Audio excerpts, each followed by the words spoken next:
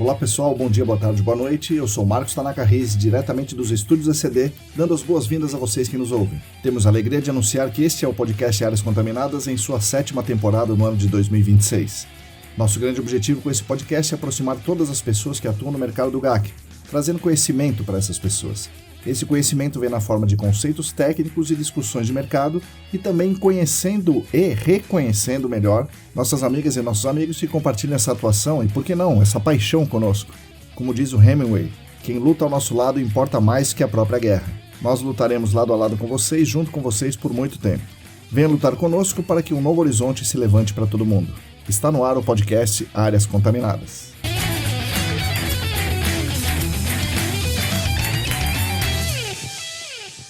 Olá, para todo mundo que está aí lavando a louça, lavando o banheiro, voltando do campo, organizando sua timesheet, bom dia, boa tarde, boa noite. Este é o episódio 262 do podcast Áreas Contaminadas, o 8º de 2026 e da 7ª temporada. É isso aí, 7ª temporada, então vamos completar 6 anos em junho deste ano e é uma marca muito importante. Espero que estejamos conseguindo suprir as expectativas e ajudar vocês nessa caminhada pelo GAC. Com certeza continuaremos tentando dar o nosso melhor para essa construção coletiva. Aqui no podcast Áreas Contaminadas misturamos material técnico, conceitos, referências, normas, artigos, com espaço para discussão e reflexão, que é o caso do episódio de hoje, e por vezes sendo o espaço para nos conhecermos melhor, trazendo aqui pessoas que realmente fizeram e fazem o GAC acontecer. Os nossos episódios são editados com muito carinho pela querida Lilian Coreaço Riz, que também é nossa revisora, gerente, coordenadora, analista, assistente, enfim, é o coração e a alma dos estúdios ECD. Os episódios são oferecidos pela ECD Training, que é a nossa empresa dedicada a oferecer cursos e treinamentos in company para empresas ligadas ao GAC, e são oferecidos também pela comunidade de apoiadores e apoiadoras no Apoia-se. A nossa campanha de financiamento coletivo no Apoia-se existe há pouco mais de 5 anos. É muito importante para a gente, primeiro porque nos ajuda muito a pagar nossos boletos, mas além da questão financeira, dá para dizer que é a grande responsável por estarmos aqui, porque essa é uma demonstração de carinho, é uma homenagem que essas pessoas fazem voluntariamente a nós. Esse carinho nos mostra o quanto essas pessoas acham importante que continuemos fazendo o que estamos fazendo. Saber que há pessoas que consideram nosso trabalho relevante é algo muito potente que nos dá muita força para continuar.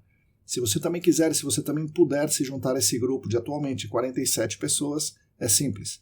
Basta entrar no site apoia.se/ECDambiental que tem tudo muito bem explicadinho por lá.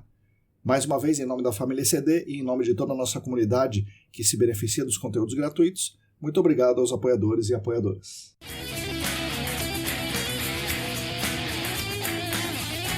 Nosso podcast conta também com 3 queridas empresas patrocinadoras que nos enchem de orgulho. São empresas importantes, são marcas muito importantes e renomadas no mercado que querem unir as suas poderosas marcas aqui ao nosso trabalho no podcast, mostrando também que estamos no caminho certo, e isso é uma coisa bem legal, bem interessante. O patrocínio master é da Clean Environment Brasil, que comercializa produtos e tecnologias para investigação e para remediação de áreas contaminadas. Acesse o site da Clean, www.clean.com.br. Os patrocinadores ouro são a Vessol Group e a Columbia Technologies.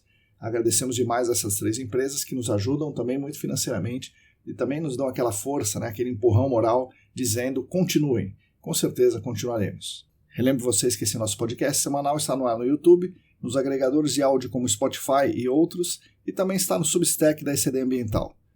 E além desse podcast, temos também a nossa querida newsletter. A newsletter é quinzenal, com notícias de GAC, meio ambiente, ambientalismo, economia, ciências e outras coisas. Na descrição desse episódio vocês podem encontrar o link de inscrição para a newsletter. Tanto a newsletter quanto o podcast podem ser encontrados no Substack da ECD Ambiental, ecdambiental.substack.com.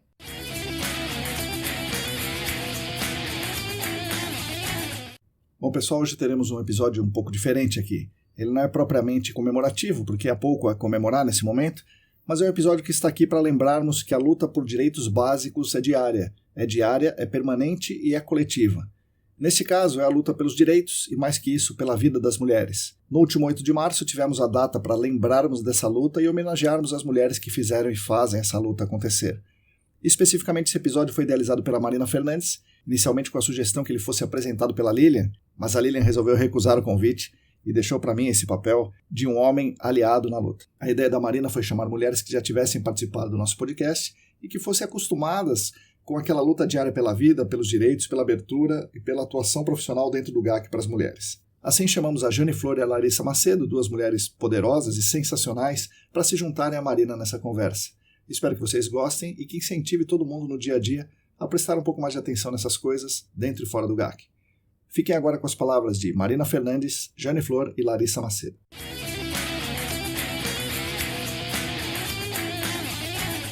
Oi pessoal, bom dia, boa tarde, boa noite. Estamos aqui para mais um episódio, dessa vez com três convidadas ilustres, a Marina, a Jane e a Larissa. Então vou começar saudando uma por uma aqui para a gente poder apresentá-las, elas se reintroduzirem aqui no nosso podcast e aí a gente começa a falar sobre o tema específico do episódio. Tá? Vou começar com a Larissa, que está mais acima aqui para mim está mais fácil. Larissa Macedo. Larissa, bom dia, boa tarde, boa noite, bem-vinda ao podcast. Oi, gente, bom dia, boa tarde, boa noite, é um prazer estar aqui novamente. Muito obrigada pelo convite, Marcos, muito obrigada, Marina, por trazer o tema, Jane, colega aí de longa data, muito obrigada mesmo. Legal. Todas já tiveram aqui no podcast mais de uma vez, né? Então isso é legal, vocês estão voltando aqui para mais uma conversa. Vamos lá, agora é a vez da Jane Flor. Bom dia, boa tarde, boa noite, bem-vinda mais uma vez aqui. Oi, gente. Oi, Marcão. Boa tarde, bom dia, boa noite. Também quero agradecer mais uma vez, né, pelo convite. A Marina, que estou tendo o prazer de ter essa conversa super necessária e por ter sugerido o tema.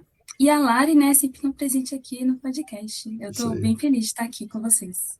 Legal. E agora a Marina Fernandes, que teve a ideia desse episódio, falou comigo, resolvemos fazer e gravar hoje, dia 11 de março, né? A ideia era a gente gravar no dia 8 de março, mas 8 de março era domingo e ficava meio complicado para todo mundo gravar, então a gente está gravando dia 11 de março. Então, vou saudar a Marina e quero que ela explique o tema de hoje aí e o que a motivou a trazer esse tema para nós. Bom dia, boa tarde, boa noite. Marina Fernandes, bem-vinda mais uma vez ao podcast. Bom dia, boa tarde, boa noite. Tudo bom, pessoal? Obrigada, Tanaka, pelo convite. Meninas, Jane e Larissa, é um prazer estar com vocês hoje, com essa força feminina aqui. E a ideia do episódio veio, né, de muita temática que a gente está vendo na mídia em relação às mulheres, em relação ao tema.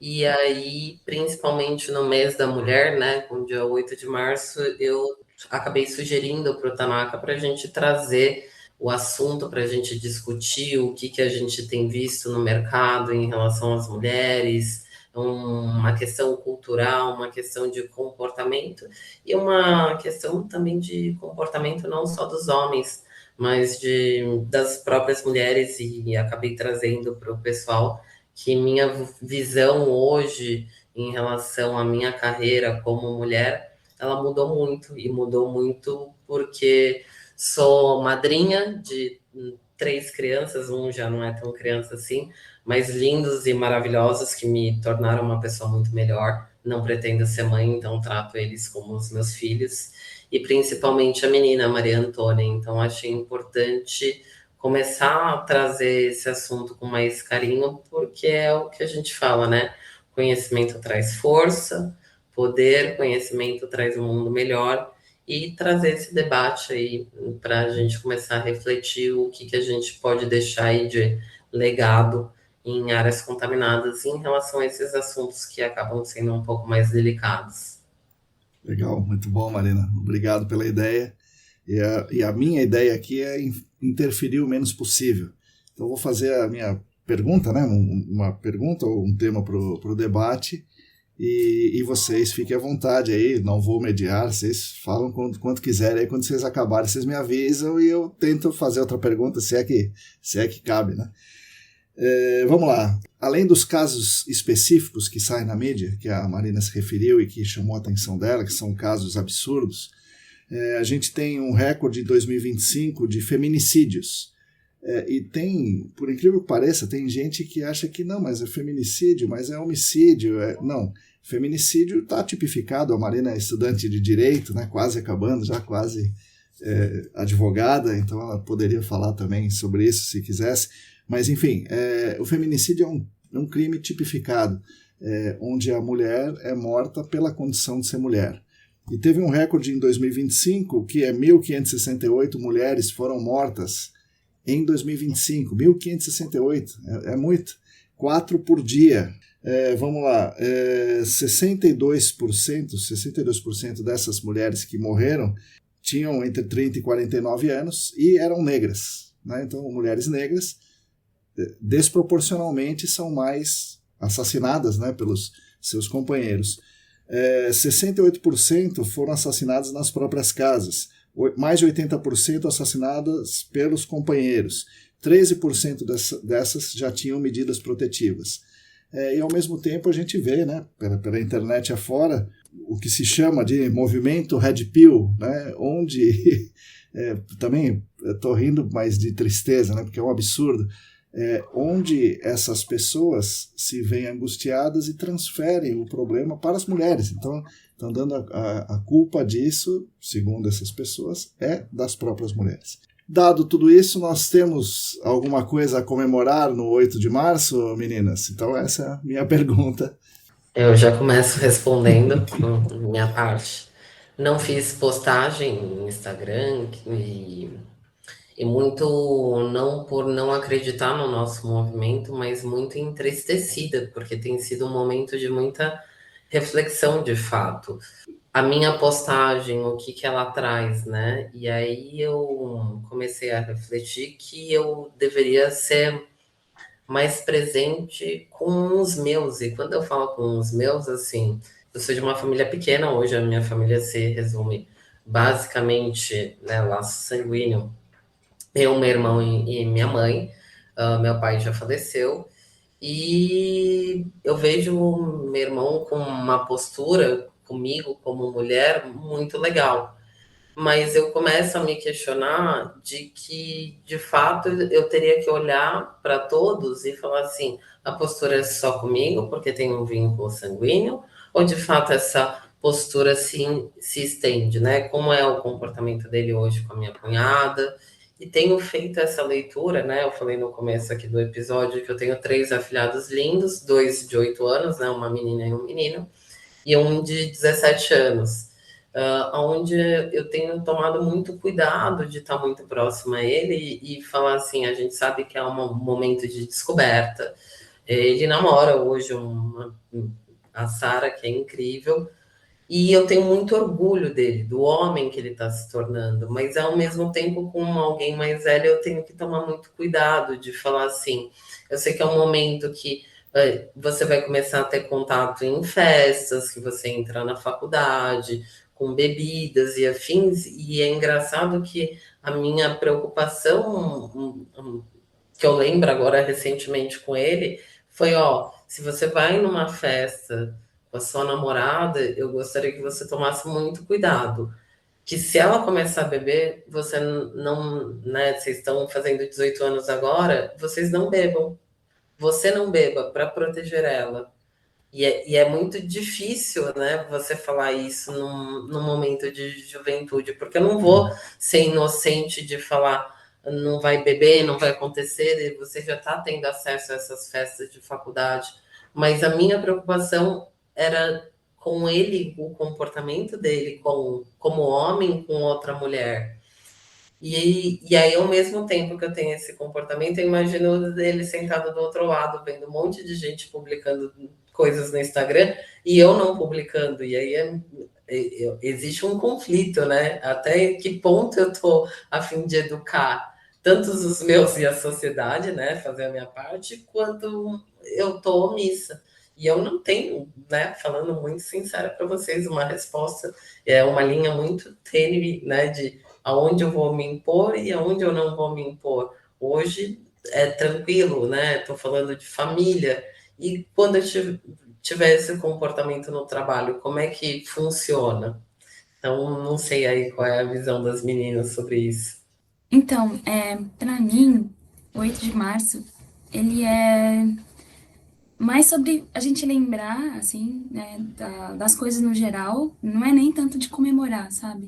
É de lembrar, assim, honrar e continuar pressionando, continuar debatendo, continuar exigindo, né, que essas questões sejam faladas e que considerem, sim, como o Marcão bem falou, a questão de gênero, assim, e a de raça, né? Porque não dá para falar de violência contra a mulher como se todas nós vivêssemos o mesmo risco, porque não é a realidade. Esse número que o Marcão trouxe, eu não sei se retrata tudo, né? Todas as situações que as mulheres vivem, né? Porque a violência que atinge as mulheres negras é de forma assim mais intensa. E isso não tem nada a ver com escolhas individuais, né? Tem a ver com racismo estrutural mesmo, né? O que a gente até comentou, né, nos bastidores, né? Que é tudo que atravessa, né? O acesso ao serviço, a proteção do Estado, até de violência que as mulheres negras sofrem e que muitas vezes elas não relatam, né? Elas não procuram a polícia por medo, né? Elas não têm até mesmo o mesmo acolhimento, né? Quando elas procuram ajuda. Porque é sempre assim, ela tá passando por isso porque ela também não, né, ela se colocou nessa situação, né, e ninguém, às vezes, né, sem generalizar também, não para pensar assim no que faz uma mulher também não procurar uma ajuda. Então, eu acho que tem muito a ver com a forma como esses casos aparecem na mídia e aí vem toda essa desigualdade que desenrola. Então, quando eu olho para tudo isso, a sensação é sempre a mesma, né, que a gente ainda tem muito mais trabalho, assim, pela frente, né, do que motivo para festa, né? O 8 de março eu acho que é muito para a gente lembrar, e diferente da Marina, eu postei algumas coisas, e é muito trazendo essa essência, assim, da nossa força, assim, e que a gente, sim, tem que ocupar os espaços, e quanto mais a gente ocupa, mais a gente se mostra representativa e presente, então, como tudo, as coisas começam a se normalizar. Eu queria trazer 3 pontos assim sobre essa questão. Uma é que eu acho que, pensando nesses discursos Red Pill, a gente precisava criminalizar isso. Não sei se é uma posição muito radical, mas eu acho que diante de tudo que está acontecendo e de uma violência crescente, tem certas coisas que precisam medidas drásticas. Então, acho que não é aceitável a gente ouvir certo discurso ser normalizado e falar abertamente que isso é uma opinião, sendo que tem muita mulher morrendo. Então, é a minha posição sobre esse ponto. Outra coisa é que eu acho que precisam de mais políticas públicas a respeito de conscientização, não conscientização, mas trazer conhecimento, informação, ferramentas, apoio para lidar com esse tipo de situação. Um exemplo disso é que nos banheiros femininos, em qualquer estabelecimento que você frequenta, na porta dos banheiros tem um cartaz falando sobre como uma mulher pode pedir ajuda e se defender em casos que elas estão se sentindo ameaçadas. Mas nos banheiros masculinos não tem nada que conscientize sobre o que é a violência, sobre o que pode ou o que não pode fazer, enfim. Esse acho que já é um ponto que pode ser melhorado, né, a fim de minimizar ocorrências e trazer os homens também para serem aliados nesse sentido, né? E não só como potenciais, sei lá, criminosos ou abusadores, assediadores, qualquer coisa assim, né? Outro ponto é que a gente não tem muito como agir efetivamente sobre, eu quero te forçar a mudar a sua visão. A gente pode criar programas de conscientização, conhecimento, tentar trazer mais aliados para o nosso entorno, mas acho que precisamos também trabalhar a infância, né? Eu acho que muito disso acontece porque meninos, homens, não estão sabendo lidar com frustração. Então, acabam partindo por uma violência porque não consegue lidar com alguma emoção que surge a partir disso. Então, às vezes, é muito mais fácil a gente acusar, culpar o outro, ir para cima do outro, como se tivesse alguma responsabilidade pelo que eu estou sentindo, do que me responsabilizar. Então, pensar em como que a gente pode ajudar a criar esses meninos. Eu também não pretendo, não tenho a intenção de ser mãe, mas eu tenho um sobrinho que acabou de nascer. Então, eu penso muito sobre isso também, e outros priminhos que eu tenho, crianças que eu vejo, é um tema que eu estudo no geral, então eu acho que é algo que a gente pode pensar como um todo, seja homem, seja mulher, como que a gente pode afetar positivamente a infância, sabe? Para pensar num futuro mais próspero para todo mundo. Acho que essa questão, né, da escola que a Larissa trouxe é algo que vai ensejar muitas respostas para o nosso debate de hoje, né? Porque você olha nesse discurso do Red Pill e as últimas reportagens que a gente tem visto na mídia de adolescentes, e não é que eu não acho que eles não devam ser responsabilizados, mas isso traz à tona, de fato, eles são adolescentes, existem, em tese, eles são supervisionados pelos pais, né? E de que forma esses pais eles estão acabaram lidando com a criação desse indivíduo para o mundo lá atrás e continuam dando neste momento, inclusive, de discussão com a sociedade, né? Até agora eu não vi nenhum posicionamento de eu falhei como pai, eu falhei como mãe, e eu acho que sim, a gente tem que responsabilizar a pessoa pelos seus atos, porque independente da idade, a gente, em tese, aprende que quando você faz alguma coisa errada em casa, existe uma penalização daquilo. E aí você vai educando esse ser humano, esse indivíduo, para que ele vai entendendo, conforme vai ganhando mais liberdade, que a liberdade dele termina onde começa a liberdade do outro. E se ele não respeita esse limite, existe um prejuízo, né, para ele. Você não pode fazer isso. Em tese, seria isso que deveria acontecer na criação de uma criança.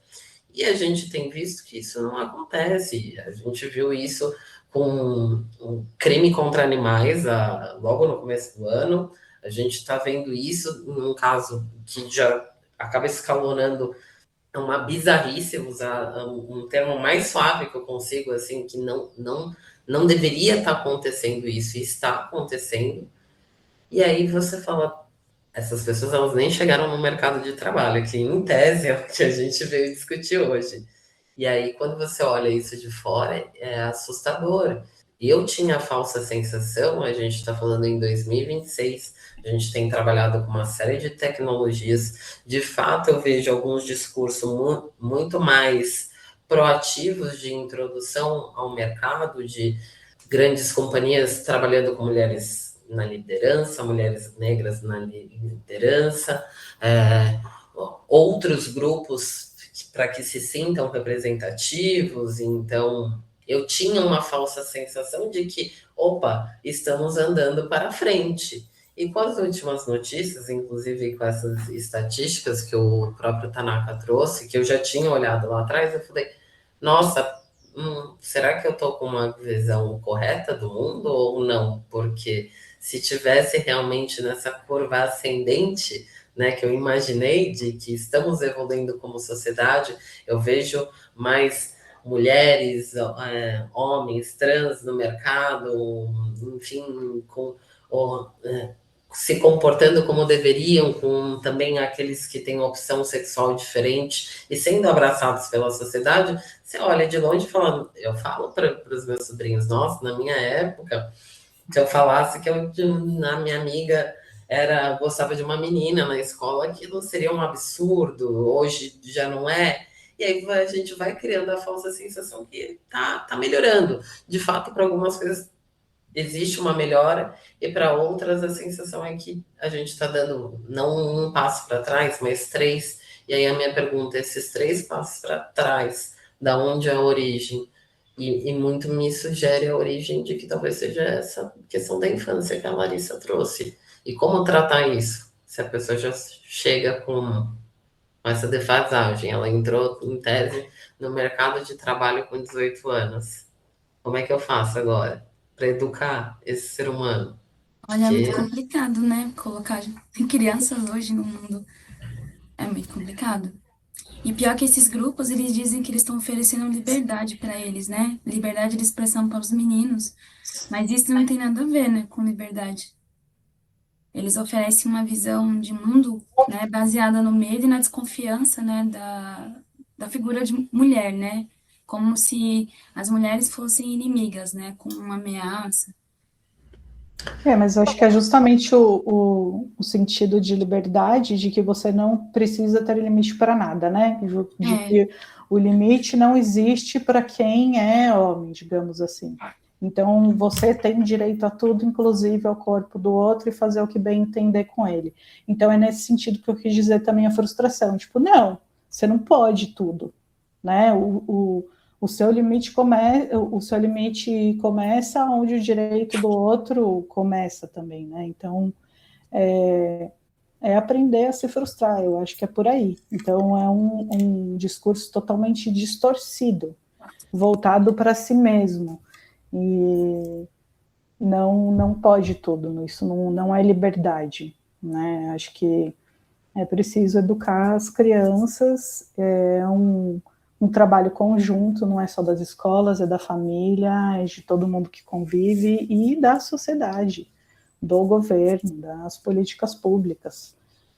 Tá todo mundo junto nessa, né? Porque, como a Marina falou, muito provavelmente não vai ser o seu parente que vai ser afetado quando você se frustrar e o seu amiguinho falar que não, cara, isso não pode, porque não vai ser a sua mãe, seu pai, sua tia que vai falar, olha, tá errado, vai ser o seu coleguinha, porque na adolescência a gente se espelha nos colegas, não é nos pais, não são nos adultos responsáveis, a gente está mudando as nossas referências, tentando encontrar a si mesmo e se espelha no colega. Então é o colega que vai ser ouvido. Por isso que esses discursos eles se dissipam assim entre a mesma faixa etária. Aí o papel da escola é extremamente importante, não só de conscientizar, mas de estar atento também, e os pais acompanhando. Eu sei que tem muita coisa que eu posso estar romantizando, pensando na prática mesmo, dia a dia é difícil, para a maioria acho que acompanhar.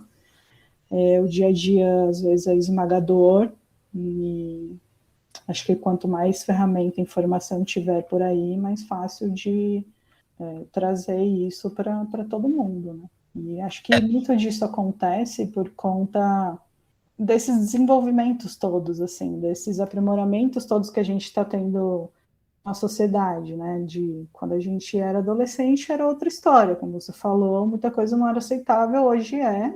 Só que acho que é um movimento que acontece em reação mesmo. Então, quando você tem uma melhora de um lado, o outro lado tende a piorar muito. Acho que acontece muito isso. Então, um movimento reacionário acaba sendo bem violento na medida que o outro é extremamente desenvolvido, né? Estamos falando de evoluções assim bem significativas. Existe uma teoria, né, de quando você quer, vai de fato ter uma melhora na sociedade, todas as lacunas, vamos dizer assim, elas se afloram muito mais, né? E aí depois parece que as coisas vão se compatibilizando.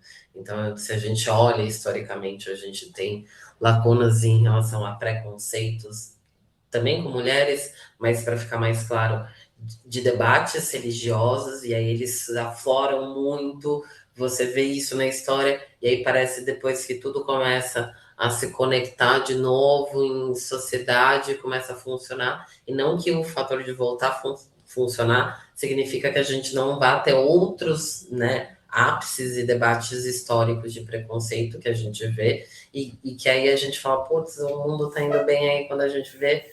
Não, tem um conflito, tem uma guerra e vem muito ensejado num discurso, né? E acho que além dessa questão que a gente traz, né, da educação na escola e da educação da família, é muito do discurso, porque eu cheguei, né? Como é que eu vou trazer para uma pessoa, eventualmente no meu trabalho, que a fala dela, ela não é uma fala adequada, ela é uma fala preconceituosa, misógina. Como é que eu vou trazer isso? E, e aí eu vejo que assim, você não pode ser tão agressiva, porque aí você parece que você joga mais lenha na fogueira, mas você também não pode ser tão passiva a ponto de anular. E aí é um discurso de muito. Você tem que ter muita calma, se muito usar um termo que a gente usa, né, na coleta, linear. É um tom com uma linha de raciocínio do começo ao fim, o suficiente para que o outro não se sinta ofendido, que já é por si só um absurdo, mas enfim, ofendido, e para que você crie um efeito de impacto para que, de alguma forma, ele tente sedimentar aquela informação sua, porque senão é só um debate. E isso também é o que a gente vai ter que dialogar nas escolas. E hoje parece, nossa, é só porque é um assunto do momento e não é assim, não vai fazer diferença. Na verdade, faz. Na minha época, a gente falava muito sobre o debate de educação sexual, né? Eu acho que se hoje eu sentasse com o meu afilhado, né, o mais velho, e falasse assim, o que você viu de educação sexual? Se eu tivesse falar, você tem que usar camisinha, né, não só por uma questão de engravidar, mas controle de saúde e tudo mais, ele daria risada da minha cara, porque eu acho que isso é um assunto bem sedimentado para eles, né? E a escola foi aos poucos trazendo isso, né? E acho que é isso que a gente tem que começar a trazer aos poucos, né? De qual é a dinâmica que eu vou colocar entre meninos e meninas? Porque, de fato, quando a gente deixa eles se sentarem na sala, eu imagino que existe uma preferência, meninas e meninas. Aonde está o nosso movimento aí? Eu sempre vi isso mesmo, né? Menino gosta de menino, né? Prefere menino para fazer as coisas, né? Educação física, né? Nos trabalhos, né? Menina senta com menina, né? E aí eu pergunto até para vocês, assim, quantos amigos, homens, pessoas, homens que vocês conhecem que dizem para o outro, a homem, de forma genuína, que ama? Quando estourou esse negócio dos garotos, né, na semana passada, eu perguntei pro meu marido, perguntei, você já disse eu te amo pro seu amigo? Pra algum amigo? A gente, a gente é muito mais fraterna, é muito mais amorosa, eu acho que a gente se doa muito mais, né? A gente diz, eu digo te amo pra todo mundo, sabe assim? E é difícil você ver esse carinho, assim, né, dos meninos com os outros, é muito assim de um ambiente mais é diferente. É muito estranho, né? Assim, falta, acho que essa criação mesmo, né? Que vocês comentaram, né? De dar mais atenção. Eu acho que a atenção é para todos, mas para os meninos em especial, assim, tem que ser algo maior. Não sei se é maior, desculpa, Lari, não sei se é uma Imagina. atenção maior. Depois que a gente fica mais velho, a gente vai entendendo algumas coisas, né? Eu falei, meu pai já faleceu, a minha diferença de idade, minha para o meu irmão é uma diferença relativamente alta, de 7 anos. A minha mãe acha que não podia engravidar mais, depois engravidou. Então, meu irmão sempre teve uma relação, em algumas situações, muito paterna comigo, de cuidar de mim. E é engraçado que era muito comum o meu pai ou a minha mãe chegar do trabalho e virem dar um beijo em mim ou no meu irmão e falar eu te amo. E veja bem, meu pai tinha os defeitos dele, mas eu não posso falar isso. Eles sempre foram muito amorosos nesse sentido, e inclusive de quando eles se divorciaram, a minha mãe fazia questão de vir do Guarujá para alguma festa comemorativa, meu aniversário, aniversário do meu irmão, e sentar eu, meu irmão, minha mãe e meu pai na mesma mesa de um restaurante para conversar, independente do divórcio. E hoje eu vejo a importância disso para ser saudável para mim e saudável para o meu irmão, de que o fator de um divórcio não vai desestruturar a gente como família. E aí eu vejo hoje o meu irmão, né, falando eu te amo, né? A gente tem um amigo em comum e esse meu amigo, ele fala, cara, o seu irmão é um cara livre de preconceitos, ele fala que gosta de mim, que me ama, eu gosto muito de vocês, eu gosto muito de estar na família de vocês. E aí eu começo a falar, cara, olha a diferença, a gente não tá falando de nada, os meus pais não perderam tempo, né? É chegar em casa, cumprimentar o seu filho com um beijo, falar, eu te amo, tá tudo bem, como é que foi seu dia? 5 segundos. O que isso não faz diferença, né, para essa criança se tornar um homem ou uma mulher. E quando eu falo um homem empoderado, é empoderado de assumir que ele pode chorar na frente dos outros, e de uma mulher empoderada de também assumir que ela pode falar, cara, esse tipo de comportamento não é admissível para mim.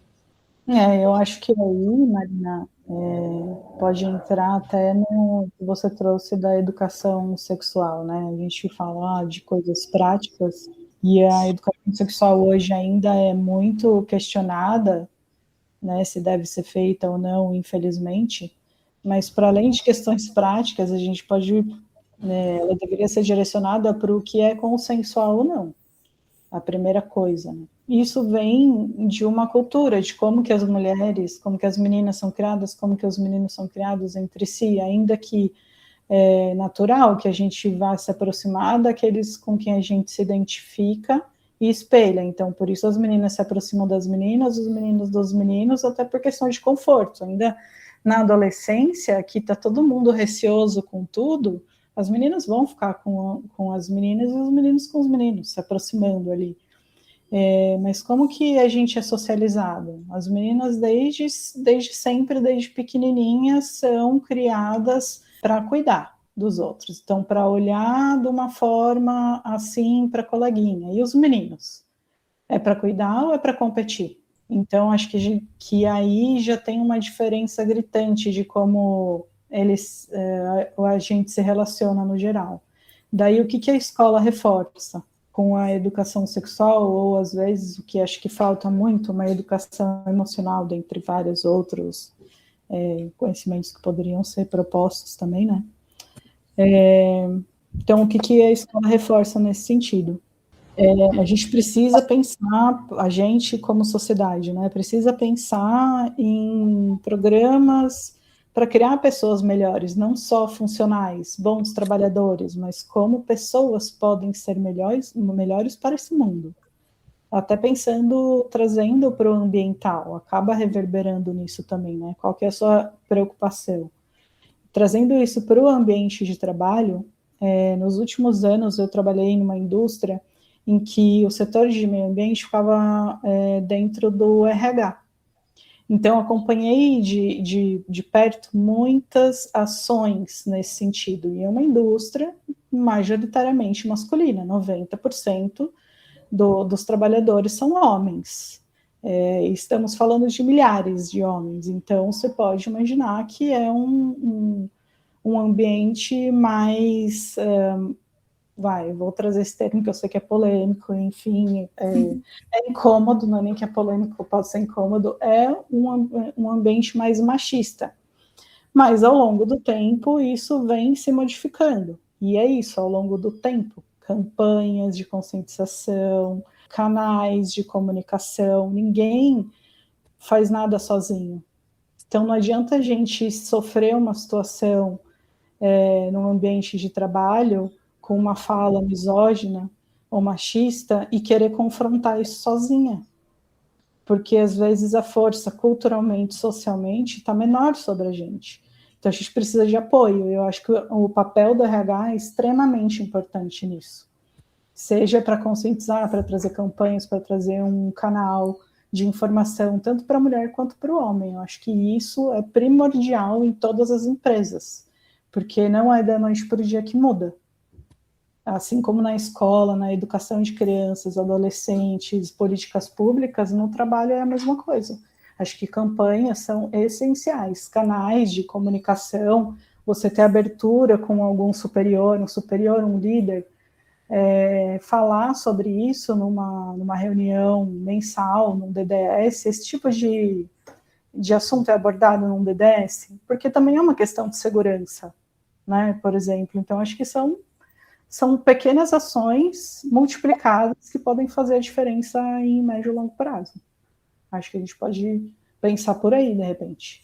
Aí uma dúvida, uma pergunta, se o Tanaka me permite, mas aí eu faço a pergunta para vocês. Claro, permito tudo, vocês que mandam.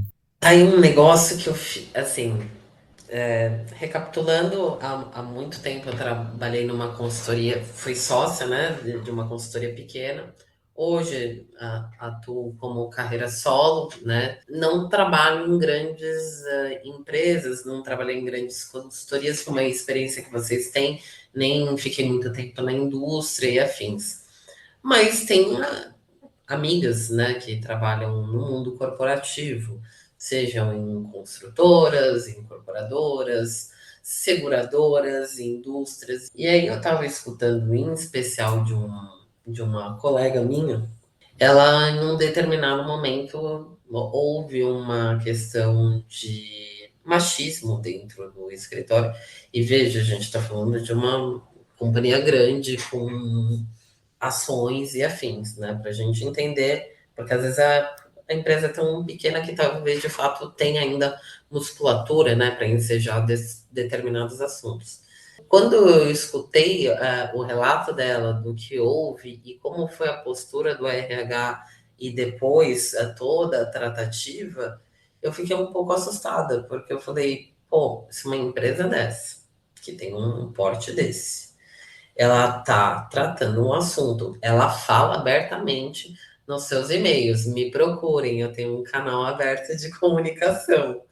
E aí você vai lá, se sente à vontade, que já é difícil, né? A gente estava falando antes de iniciar a gravação. Sim. Pô, quão difícil é trazer esse assunto hoje aqui para a mesa, né? Como é que a gente vai ser julgada aqui em determinadas falas nossas?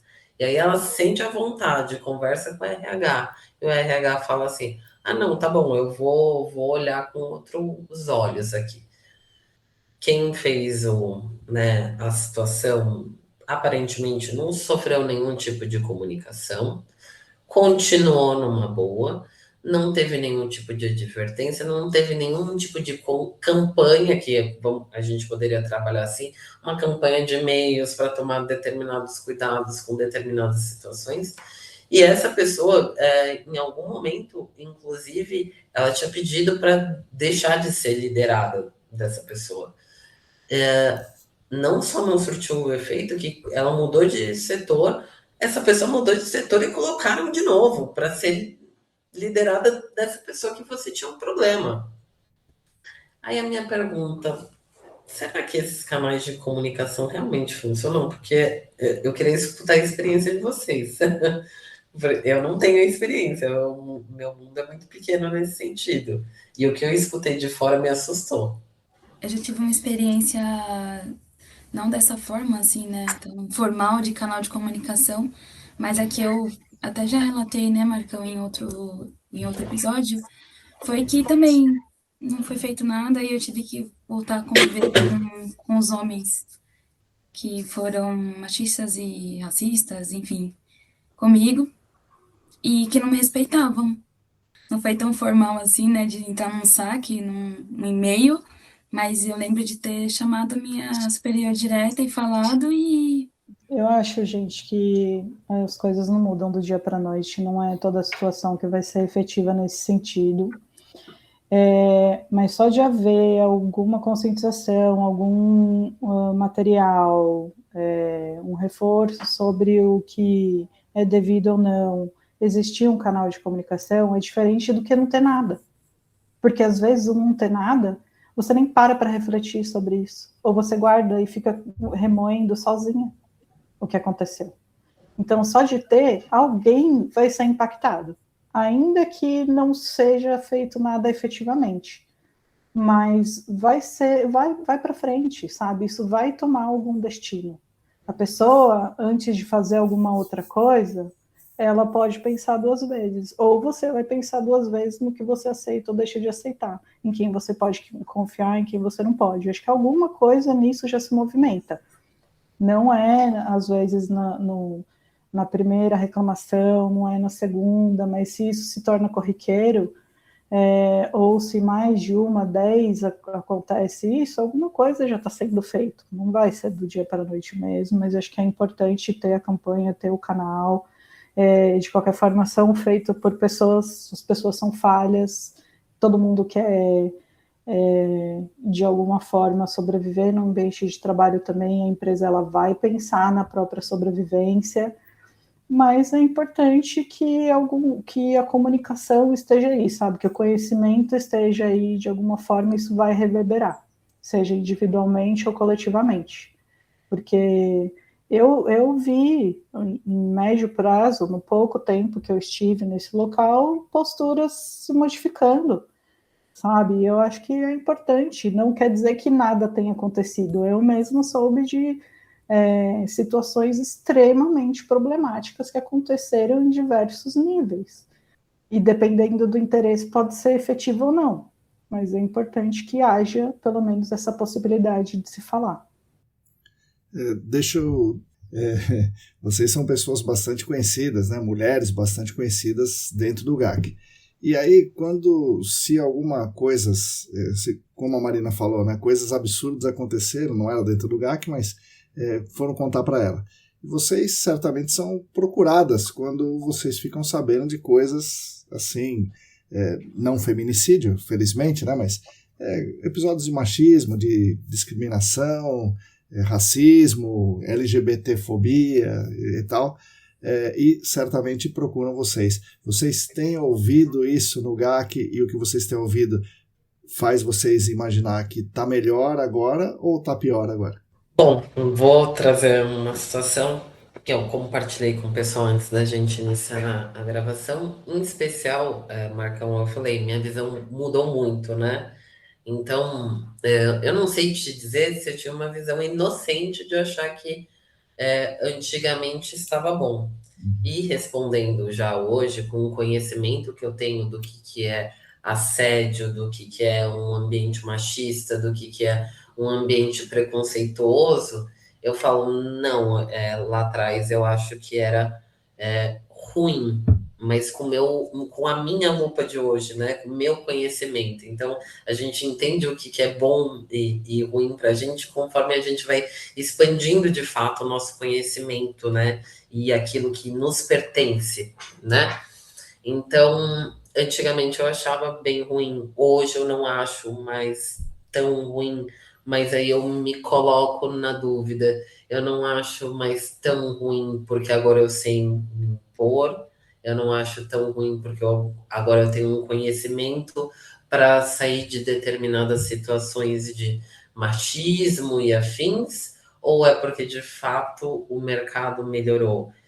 Mas assim, de uma maneira geral, eu tenho amigos muito próximos, né, desde a época de faculdade, e eu acho que o que eu vejo principalmente das mulheres e a mãe da minha filhada que atuava até então no mercado, é assim, falar se melhorou ou não melhorou é muito difícil. Talvez o que a gente tem dado é mais voz e poder para aquilo.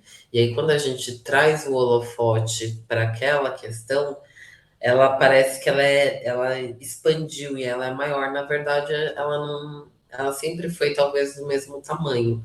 A única diferença é que agora, de fato, talvez a gente tenha interesse em resolver essa problemática, né? Então, minha visão é essa. Não sei te dizer se é maior ou não. Hoje, minha visão seria de que não, mas olhando como um todo, talvez a gente tenha a sensação que é mais, até porque a gente, vou trazer, né, de novo os assuntos da mídia e falar, nossa, o mundo está caótico e tudo mais. E, na verdade, acho que não. Acho que a gente está trazendo mais informação para um problema que sempre existiu, como a própria Larissa comentou. Não, eu vejo que teve um avanço, as empresas estão mais conscientes e também tem mais mulheres nas equipes, né? Então, eu acho que isso também já faz com que as coisas fiquem mais normais e mais aceitáveis e, sabe, mais compreendidas.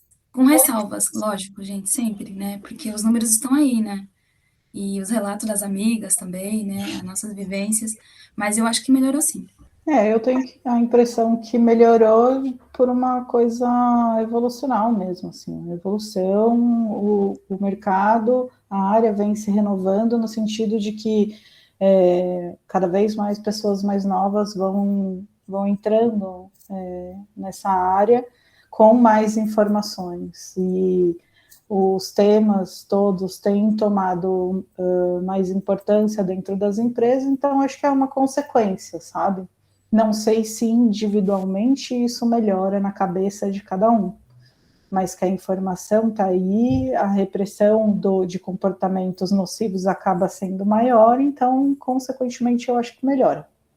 É a impressão que eu tenho. E vocês acham, então, tendo essa melhora, que o GAC é um lugar mais seguro para mulheres do que do que o mundo como um todo, certamente, mas do que outros mercados de trabalho? Olha, eu estava vendo uma estatística antes da gente começar, que a engenharia como um todo tem 20% ocupados, os cargos são ocupados por 20% de mulheres, mas na engenharia ambiental isso se aproxima a 45%, então 45% de mulheres, 55% de homens. Então, acho que isso, por si só, já acaba sendo mais convidativo, digamos assim, mais seguro, porque a gente tem em quem se apoiar. Então, acho que sim, mas não deixa de ser desafiador por uma série de outros motivos também, né? Porque, por exemplo, se a gente pensa, quando a gente vai para campo, quantas mulheres tem em campo quando a gente vai? Geralmente é uma dentre uma equipe majoritariamente masculina, mas já é um desafio, né? Não em termos tão nocivos assim, mas traz alguns desafios. Frente a outras áreas, acho que é mais seguro. Áreas, assim, da engenharia, eu acho, né? Porque tem muitas outras que são majoritariamente femininas, enfim. Então, eu acredito que sim. Acho que a gente tem mais em quem se apoiar nesse sentido. E justamente por ser mais dividida, né, entre homens e mulheres, também os homens acabam sendo mais conscientes. Por trabalhar diretamente com uma mulher, às vezes ser liderado por uma mulher, o par está colaborando, então acho que acaba sendo melhor de se trabalhar nesse sentido, sim. Acho que sim, a gente sempre falou, né? Eu lembro quando eu entrei na faculdade em 2008, uma das questões que teve, né, de tios, né? Entrou na faculdade, engenharia ambiental, tem muito homem nessa sala e a resposta já em 2008 foi não, era uma turma bem dividida entre homens e mulheres, né? Mais ou menos essa proporção aí que a Lari acabou trazendo. Então, em 2008 a gente já via isso. A questão não é sobre ter mais ou menos homens, é de fato situações muito específicas. Então, se você olhar a área da medicina e olhar, às vezes, um grupo de um hospital XPTO, talvez no conselho do grupo, algo me sugere que talvez seja mais, acabe tendo mais homens na mesa, e ainda já é uma área também que tem muita mulher atuando, e por mais que a gente saiba que tem mulheres ganhando representatividade, né, em lideranças de consultorias multinacionais, seja de qualquer área, de qualquer meio, a gente ainda olha na balança, por algum motivo, mais homens na liderança, né, com mais mulheres subordinadas. Muito provável isso acontece também por uma questão de que a mulher, em um determinado momento, se ela vai optar por ser mãe, existe também, de certa forma, um preconceito do mercado, na minha opinião, em relação a isso. E, de fato, existe uma questão que ela vai ter que administrar determinadas coisas e provavelmente ela não ganhe, talvez não consiga caminhar pelo mesmo step que eventualmente um homem na busca da liderança. Então, acho que de fato a nossa área para a mulher neste sentido, ela é inclusiva, mas eu fico na dúvida, assim, eu vejo donas de consultoria, né? E donas de consultoria. Aí, quando eu olho para esse número, aí a gente começa a pegar na minha opinião, pelo que eu conheço do mercado, uma diferença gigante. Quando eu olho, vou usar um exemplo básico, não, a gente teve, e não está entrando no mérito da gestão se foi boa ou se foi ruim, mas se a gente for olhar hoje na parede de presidentes da CETESB, só tem uma mulher. Hoje, aonde a gente está de fato, né, como mulher, né? Porque, ok, na faculdade, no mercado, sim, acho inclusivo, mas e os próximos steps não é mais sobre a nossa área que a gente está falando, acho que é sobre um todo. Saiu agora, acho que Senado, representatividade feminina em política é 20, 30%, é muito pouco. Hoje a gente tem muito mais mulheres em campo, né, em coordenação, fazendo modelagem, em QAQC, em liderança técnica. Então, essa presença cresceu bastante. E isso, por si só, já muda o clima, já muda o diálogo, já muda tudo, né? Já muda a cultura. Mas, ao mesmo tempo, não dá para dizer que está tudo resolvido. E só porque a gente está nessa bolha, né? Que parece mais progressista, né? Do que o resto das outras profissões, né? Que as coisas estão melhor. Eu fico um pouco na dúvida, né? Assim, mas... porque dentro do GAC ainda existem padrões que a gente conversou antes, né? Tem a questão da interrupção de falas, a dúvida técnica automatizada, a distribuição desigual de oportunidades, né, uma expectativa ali silenciosa de que mulheres precisam, né, se provar mais ao tempo todo. E tem um ponto importante, né, nem todas as mulheres sentem essa melhora do mesmo jeito. Hoje no escritório mesmo eu observo, né, as coisas, né, as mulheres brancas, elas conseguem, elas estão mais presentes, né, e elas conseguem avanços mais rapidamente. Mas quando a gente olha para as mulheres negras, para as mulheres indígenas, para as mulheres trans, os desafios eles são muito maiores e muito mais estruturais, né? A pergunta do Marcão, né? O GAC ele não está isolado do mundo, né? A gente só não está operando com um pouco mais assim de consciência, né? Então, quando a gente pergunta se a bolha está melhor para mulheres, eu diria que a bolha do GAC está melhor sim, né? Mas ela está longe de ser justa, assim, gente. Né? Ela Acho melhorou que é porque a isso. gente empurrou, porque a gente falou, porque a gente não aceitou, né? A gente está estudando cada vez mais, a gente está atuando em outras áreas, mas é isso, continuar abrindo espaço, né? Revisitando o comportamento, criando redes de apoio, apoiando as mulheres, sororidade em todas as áreas, né? Todas as coisas que a gente atuar, é isso. Eu acho que realmente tem muita coisa que é estrutural, que acaba impactando em como que até onde as mulheres chegam, né? Esse estigma da maternidade é uma coisa absurdo ter que uma mulher, quando gera uma vida, ela se torna incapaz de algumas coisas, muito pelo contrário. A mulher, quando ela se torna mãe, ela ganha habilidades que muitos não têm durante a vida inteira, fazendo N pós-graduações, MBA, curso, mentoria, o que for, né? Então, é um estigma, é um preconceito que se reforça por uma cultura estrutural. Acho que é importante o apoio, olhar para isso, como a Jenny falou, acho que é dar mais espaço, visibilidade. As mulheres têm se capacitado cada vez mais tecnicamente, mas não ganham, não conquistam um espaço de liderança por simples seleção natural, digamos assim, dentro de uma cultura. É uma seleção natural dentro de uma cultura. Calma.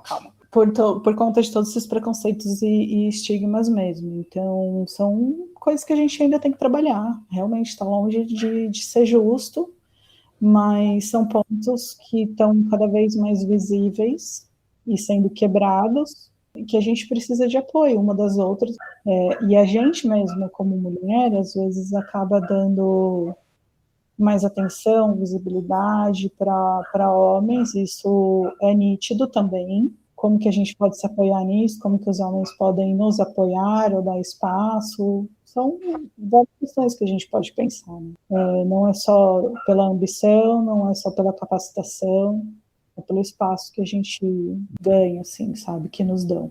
Eu acho que esse é outro ponto, assim, que eu diria primordial, né, pra gente talvez começar a tratar isso não mais como um problema e trazer uma solução efetiva. Eu olho, de fato, alguns comentários da minha parte, assim, não foram machistas. E veja, eu demorei muito para conseguir estar no lugar que eu estou. Hoje eu acho que deve ter mais uma mulher no mercado, pelo menos que eu tenho conhecimento, que eu admiro muito, que faz essa função estratégica perante a CETESB, que é o que eu trabalho. O restante são homens bem mais velhos, né?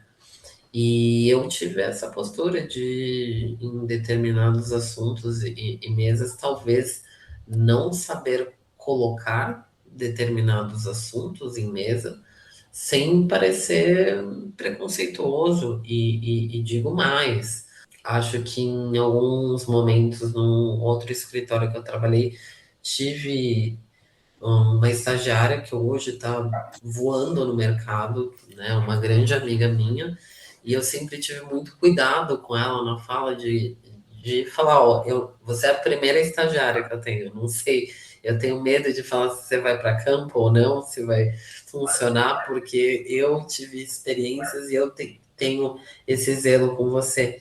E eu aprendi muito com ela, né? Foi uma construção conjunta, muito aberta de falar, ó, você é a primeira mulher que eu estou liderando. Eu estava acostumada a liderar homens. E em algum momento eu falei que eu preferia liderar homens. Foi justamente essa minha fala preconceituosa. E eu vi o quanto eu deixei de ser inclusiva, né? E olha que eu sabia o que eu tinha passado, né? Para ter o determinado cargo que eu tive. E eu fui construindo, né, esse conhecimento, essa evolução, ela me dando um suporte muito grande, por isso que é minha amiga até hoje, de ó, essa sua fala não é legal, talvez o caminho não seja esse, e muito aberto. E aí eu acho que falta isso, né, de mulheres, né, falar, opa, talvez eu tenha que apoiar a minha liderada, ou o inverso, a minha liderada tenha que ensinar também né, a liderança, de falar, ó, posso te dar um toque? Uhum. É muito difícil se expor. A gente sabe que não vai dar para fazer isso em todas as situações, mas é de fato um ambiente de trabalho, em tese, você ficar 8 horas com a pessoa. Houveram momentos da minha vida profissional que eu tive mais contato com os meus clientes, com os meus parceiros, do que os meus familiares. Então, imagina-se que em algum momento você cria algum tipo de vínculo com essas pessoas, um pouco mais, um pouco menos, e é talvez nesse momento que a gente começa a conseguir, de fato, a gerar a transformação. É isso, a gente vai evoluindo, né? Eu sou da época do GAC que eu coletava com baler. Eu evoluí, não faço mais coleta, né? Eu acho que é a mesma coisa. A gente veio de uma época, a gente vai evoluindo e crescendo com conhecimento. É isso. Tá aberto para crescer, estudar, conhecer e melhorar. Melhorar não só para a gente, mas para os nossos, como um todo. E o que vocês acham, assim, pergunta aí para a gente caminhar aí para uma eventual conclusão, mas esse assunto não se conclui, né? Mas afunilando o debate. O que as mulheres do GAC precisam fazer para que isso melhore e o que os homens do GAC, né? Acho que mais importante, o que os homens precisam fazer para que isso aconteça.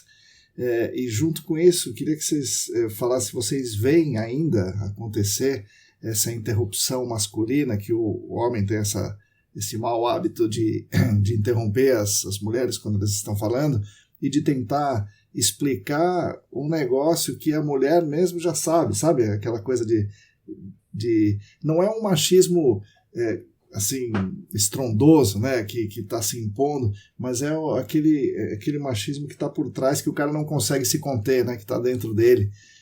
Então, como melhorar e se esses pequenos machismos podem ser corrigidos, se existe ainda?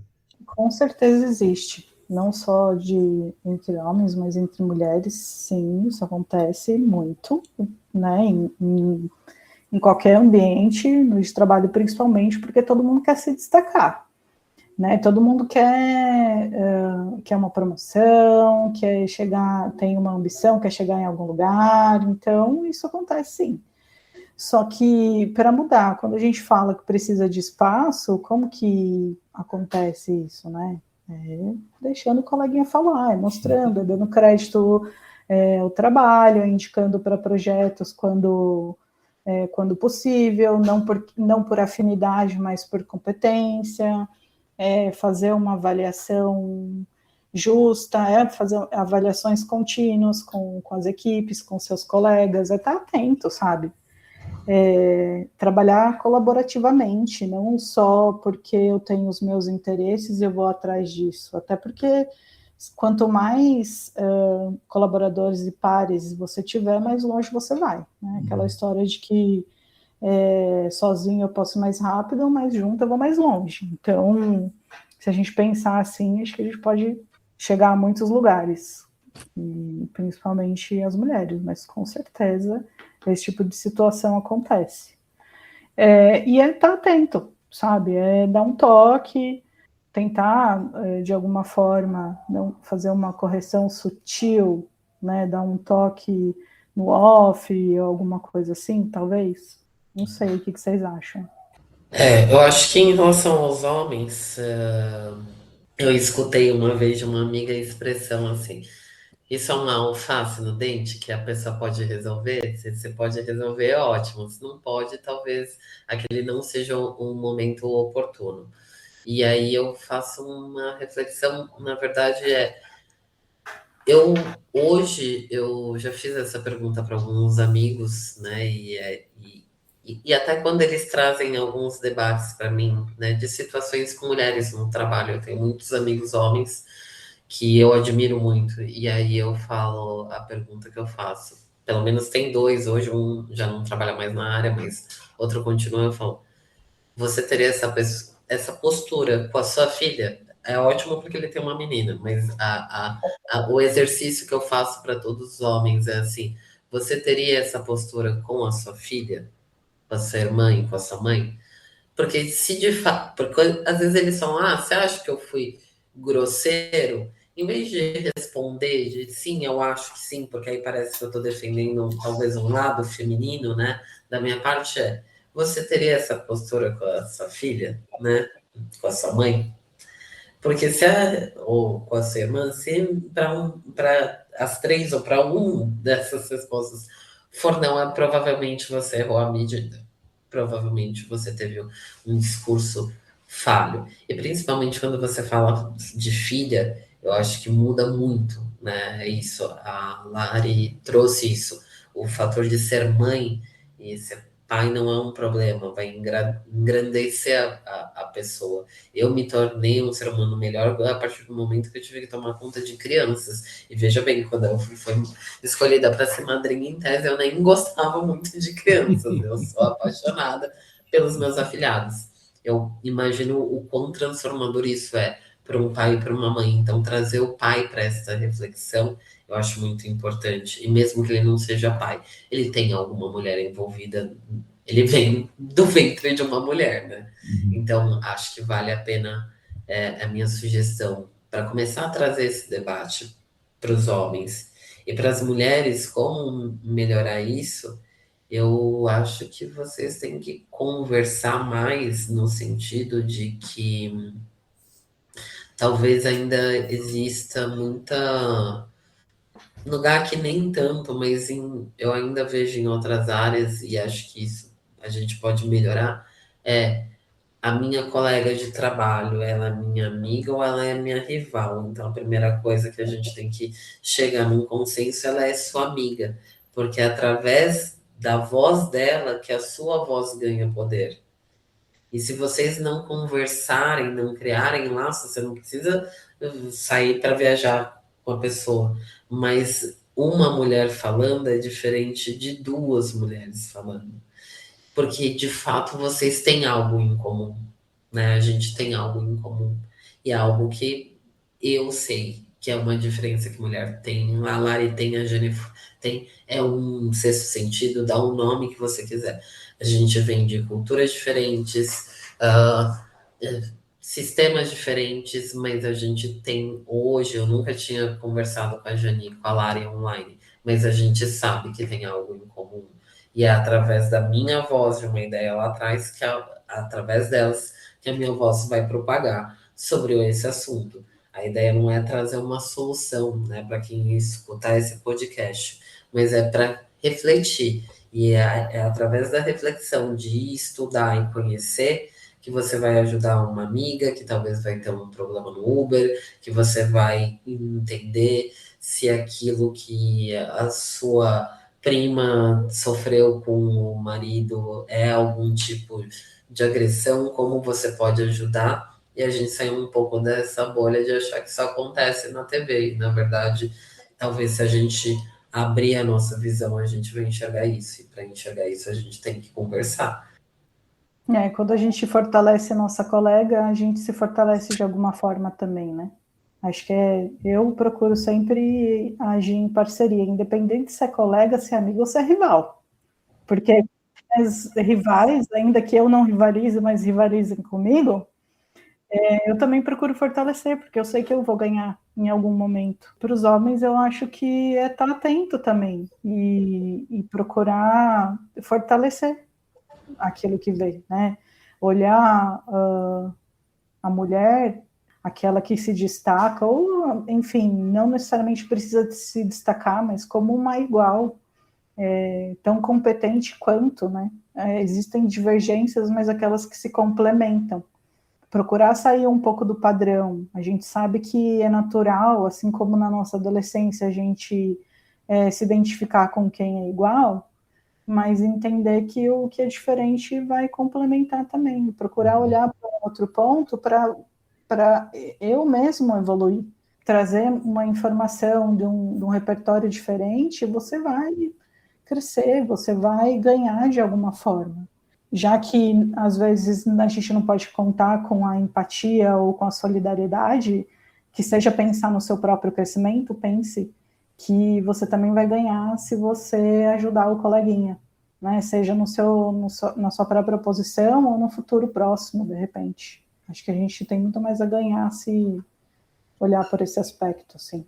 A gente está falando aqui, né, assim, né, trazendo bastante, né, a pauta feminina, mas eu acho que o GAC, com certeza, ele não só melhora com mulheres, né, ele melhora quando a gente trabalha em conjunto, né, isso que as meninas falaram, né, entendendo que essa diversidade, ela não é só uma pauta feminina, né, é uma pauta técnica, é sobre qualidade de projetos, é sobre decisão, é sobre esse olhar que a Marina trouxe, né, dessa perspicácia que a mulher tem naturalmente sobre segurança, né, sobre aquele olhar mais clínico e às vezes, né, no detalhe, né, e quando eu olho para a nossa área, eu vejo muitas possibilidades reais, assim, de colaboração. Homens que param para escutar o que as mulheres vivem em campo, em obra, em reunião, né, já faz uma diferença enorme. Às vezes não é sobre concordar com tudo, é sobre reconhecer que a experiência do outro existe, né, e merece atenção. Tem um segundo ponto que é dividir espaço, né, ceder palavra, dividir responsabilidade, compartilhar crédito, né, às vezes uma pessoa que aparentemente ela é mais nova, ou ela veio de outras experiências, mas ela tem experiência, ela tem a contribuir, né? Assim, eu acho que isso é bem importante. Então, pequenas atitudes, eu acho que derrubam essas barreiras que a gente nem percebe, né, que estão ali. Tem um terceiro ponto que é ser aliado na prática, né, não só no discurso, interrupções, apoiar o colega quando ele traz algum ponto técnico, validar a competência de mulheres mais jovens na frente de clientes e equipes. Eu acho que essa força dos jovens também é muito legal nas empresas, eu super valorizo. Eu lidero uma equipe de jovens, eu adoro falar com eles, eu aprendo muitas coisas, até nos GIFs, assim, e eu acho que isso traz a minha jovialidade, né, porque eu sou uma senhora, né, então, conviver com eles, né, e a maioria é mulher, eu adoro, então essas atitudes acabam mudando, né, assim, a cultura do micro e do macro também. E tem um quarto ponto que é questionar o que parece normal. Se a gente quer um setor mais justo, né? Homens e mulheres precisam aprender a olhar para certas situações e pensar: isso aqui é mesmo o padrão que a gente quer reproduzir, né? Porque transformar a cultura não é só sobre culpar e sobre revisar, né? Claro que tem algo que acontece quando os dois lados se movem, né? Construir novas referências, mulheres estão à frente de decisões técnicas, homens apoiando e reconhecendo, equipes diversas ensinando que ninguém perde espaço para dividir espaço. Pelo contrário, né, o resultado final sempre cresce. Então, assim, o GAC melhora quando a gente age como comunidade. Acho que tudo, né? Quando envolve comunidade, quando todo mundo começa a conviver e ver a diferença, respeitar o mais baixo, o mais alto, né? O que é mais escuro, né? Acho que quando tem essa mistura é muito legal. Então, quando a gente entende que diversidade não é ameaça, né? É ferramenta, que escuta não é fragilidade, é inteligência, que igualdade não diminui ninguém, acho que só amplia-se, né? Tudo, no fim das contas. Eu acho que, de repente, para as posições de liderança, pensar em fazer programas específicos, isso acontece em muitas empresas, né? Mas eu não sei se existe isso nas consultorias de GAC, mas pensar em programas específicos de mentoria para mulheres negras, principalmente, não só mentoria, mas patrocínio, que a mentoria é aquilo que você fala, com o que deve fazer, o patrocínio você vai lá e faz, né? Então, de repente, ter programas do tipo, independente de onde você atua, já vai reverberar por um longo tempo aí nas carreiras. Acho que é isso, assim. Eu acabo sempre trazendo mais, assim, a questão, a pauta racial mesmo, porque eu não vejo, gente, eu não vejo nos escritórios. Eu já trabalhei em 200 empresas diferentes. Mas eu acho, Jane, que você tem 100% de razão. Eu usei esse discurso com meu afilhado. Eu falei, eu tenho o cargo que eu tenho porque eu sou uma mulher branca, que até então as pessoas não têm contato com a minha vida pessoal para saber minha opção sexual, e que o meu estereotipo, a primeiro momento, ele é muito agradável porque eu sou padrão. E aí as pessoas fazem uma interpretação dessa imagem. Eu vi pessoas, mulheres negras, concorrendo comigo em vagas que elas eram muito melhores do que eu, tecnicamente, na minha opinião. Mas o que agradava não era uma mulher negra para aquele momento. Então, acho que a pauta, sim, ela tá ligada. A gente trouxe essa dinâmica, sim, porque o feminicídio ele tá muito mais relacionado com mulheres negras.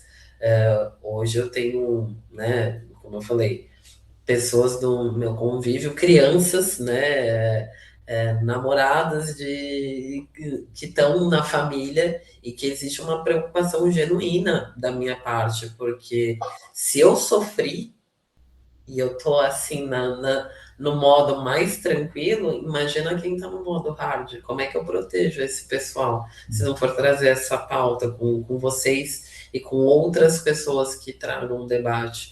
Sou muito abençoada de ter mulheres hoje com vozes de liderança em outras áreas que eu consigo me inspirar e falar, puta, legal, nossa, que bom que você consegue proteger esse lado da nossa comunidade, né? Esse lado cultural.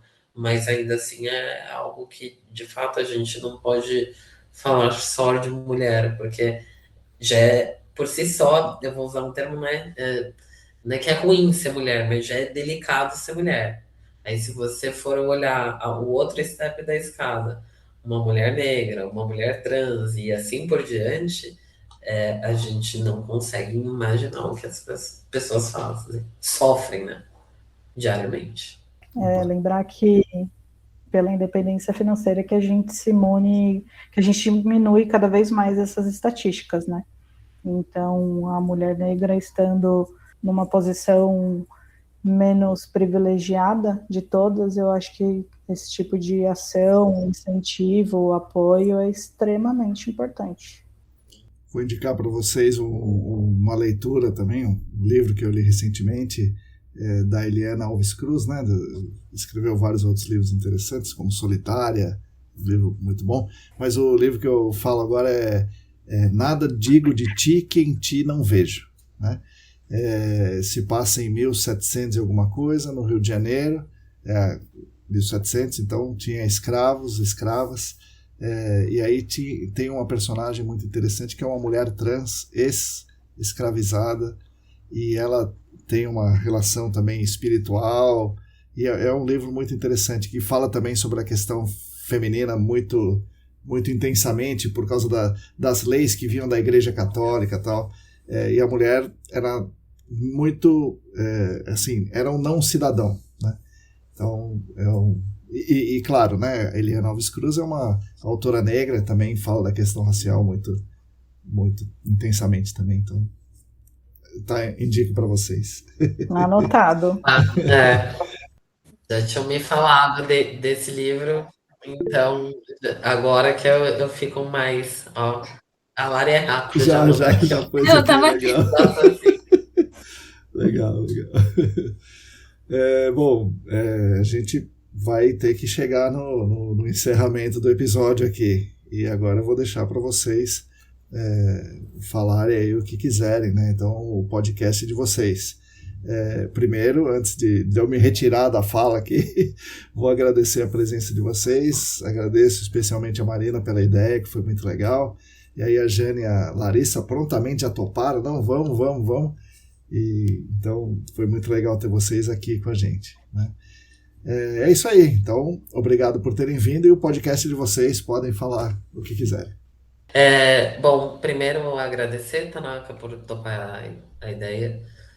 Segundo, agradecer especial você, Jane, Larissa. Eu já tinha escutado o podcast de vocês. É uma honra poder estar aqui nesse debate, poder aprender, poder escutar outras vozes, poder sentir a minha voz validada também através de vocês, né? Porque eu trouxe não só o que o público do podcast está escutando aqui, mas também a gente teve uma conversa prévia antes de iniciar a gravação.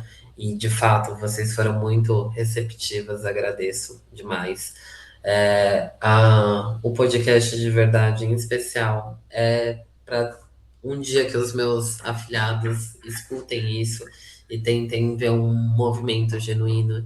Eu não vou conseguir proteger eles do mundo, mas tem sido uma fala constante minha, né, com os pais desses afilhados, que eu agradeço muito por terem me escolhido como madrinha, porque de fato me trouxe uma visão para o mundo muito mais de o que eu posso deixar de legado.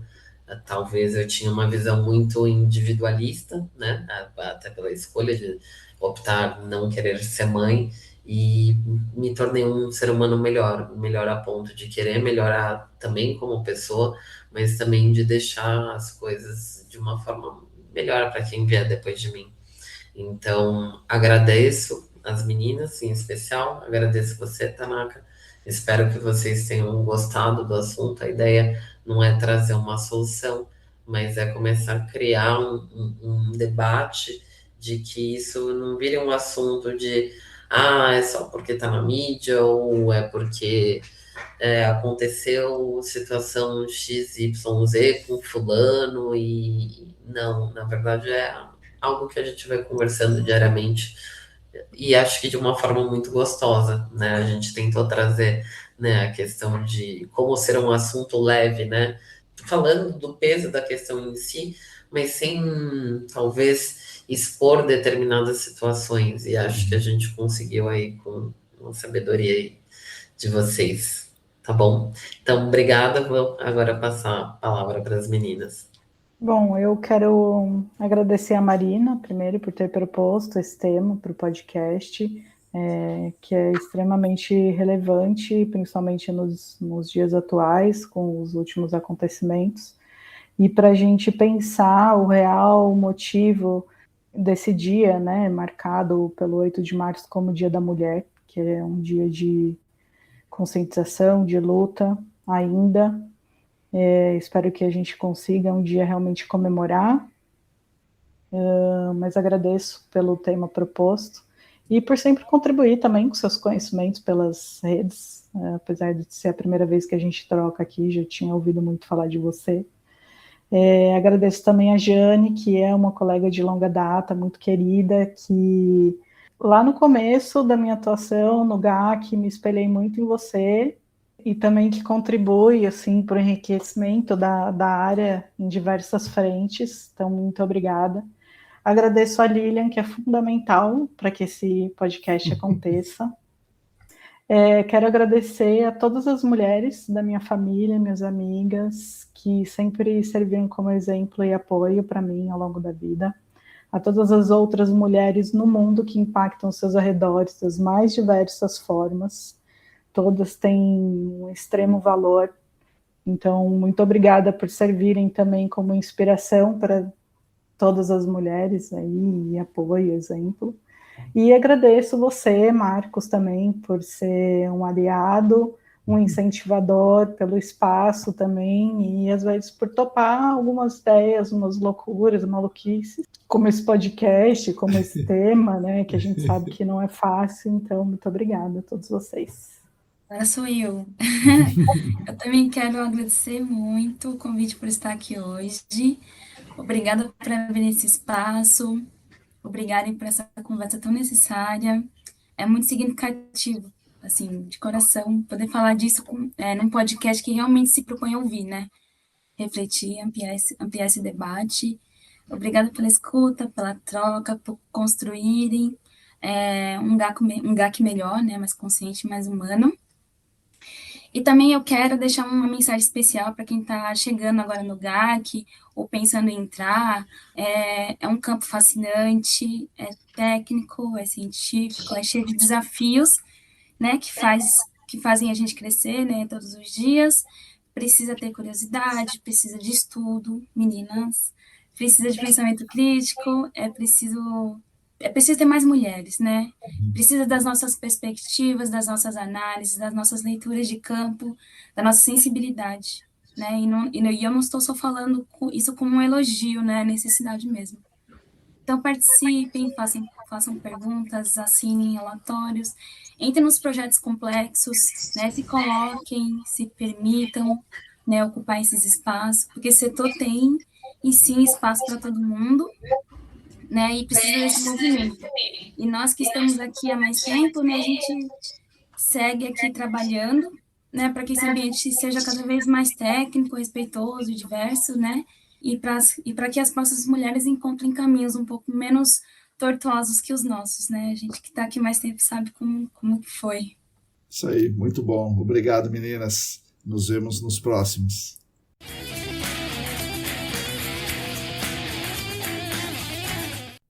Bom, pessoal, espero que vocês tenham gostado desse episódio especial com essas mulheres maravilhosas.